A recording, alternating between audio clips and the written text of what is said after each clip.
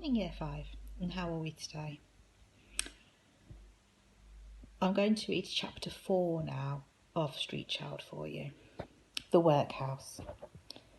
Jim and his mother walked for most of that day, but they made very slow progress. They rested a bit near the statue of a man on a horse, and after a very short distance they had to stop again for Mrs. Jarvis to scoop water from a fountain, and on they went, trudging and stopping, until Jim's mother could go no further. She put her arms around Jim and pressed her head down onto his shoulder. "God help you, Jim," she said. It seemed to Jim that she was simply tired then of walking, and that she decided to go to sleep there on the pavement.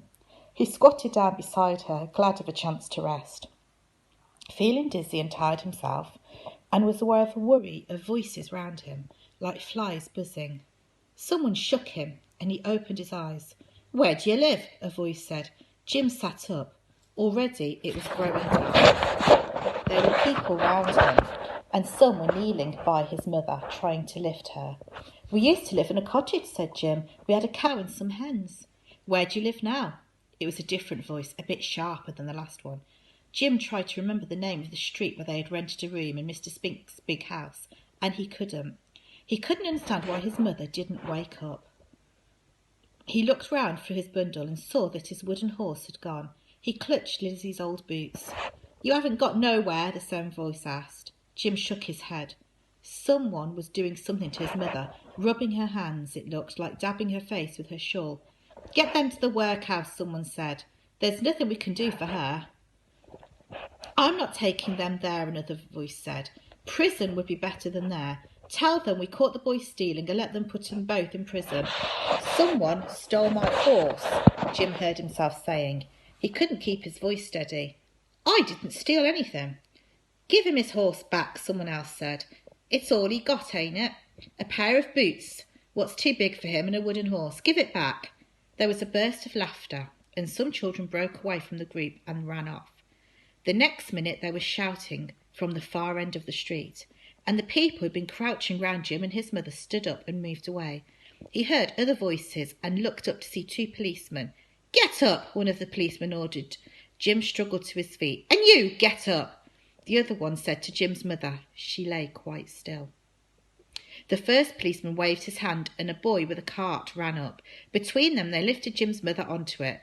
Jim watched, afraid. "Take them to the workhouse," the policeman said. "Let them die in there if they have to." The boy began to run then, head down, skidding on the snowy road, weaving the cart in and out of the carriages, and Jim ran anxiously behind. They came at last to a massive stone building with iron railings round it. Weary people slouched there, begging for food. The boy stopped the cart outside the huge iron gates and pulled the bell. Jim could hear it clanging in the distance.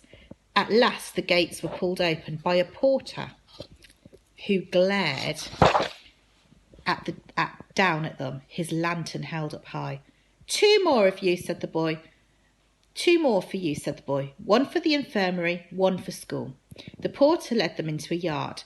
There on the steps on each side of the main door stood a man and a woman, as straight and thin and waxy-faced as a pair of church candles, staring down at them. The boy held out his hand and was given a small coin, and the master and the matron bent down and lifted Jim's mother off the cart and carried her into the house. The boy pushed his cart out and the porter clanged the gate shut. The matron poked her head sharply round the door. "Get in," she told Jim, and pulled him through. "You come and get scrubbed and cropped." The doors groaned too. There was a long corridor, gloomy with a candle shadow. In front of them a man trudged with Jim's mother across his shoulders. "Where's Ma going?" Jim asked, his voice echoing against the tiles like the whimpering of a tiny scared animal. "Where she's going? Infirmary, that's where she's going. Wants feeding and medicine, no doubt, and nothing to buy it with neither." "Can I go with her?" "Go with her? A big strong boy like you? You cannot. If you're good, Mr. Sissons might let you see her tomorrow. Good mind know what good means." The matron closed her ice-cold hand over his and bent down towards him, her black bonnet crinkling. Her teeth were as black and twisted as the railings in the yard. She pulled Jim across the corridor and into a huge green room, where the boys sat in silence, staring at each other and the bare walls. They all watched Jim as he was led through the room and out into another yard. "Joseph!" the matron called, and a bent man shuffled after her. His head hung below his shoulders like a stumpy bird's. He helped her to strip off Jim's clothes and to sluice him down with icy water from the pump. Then Jim was pulled into rough, itchy clothes. His hair was tugged and jagged out with a blunt pair of scissors until his scalp felt as if it had been torn into pieces. He let it all happen to him. He was too frightened to resist. All he wanted was to be with his mother. He was led back into a huge hall and told to join the queue for silent boys there. They stood with their heads bowed and with bowls in their hands. There were hundreds and hundreds of people in the room, all sitting at long tables, all eating in silence. The only sound was the scraping of the knives and forks and the noise of chewing and gulping. All the benches faced the same way. Mr. Sisson stood on a raised box at the end of the room, watching everyone as they waited for their food. Jim was given a ladle of broth and a corner of bread. "I don't want anything," he started to say, and was pushed along in the queue.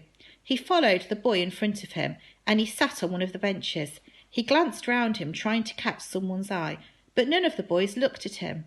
They all ate with their heads bowed down, staring into their bowls. The boy next to him sneaked his hand across and grabbed Jim's bread. Jim ate his broth in silence. After the meal, the man with the hanging head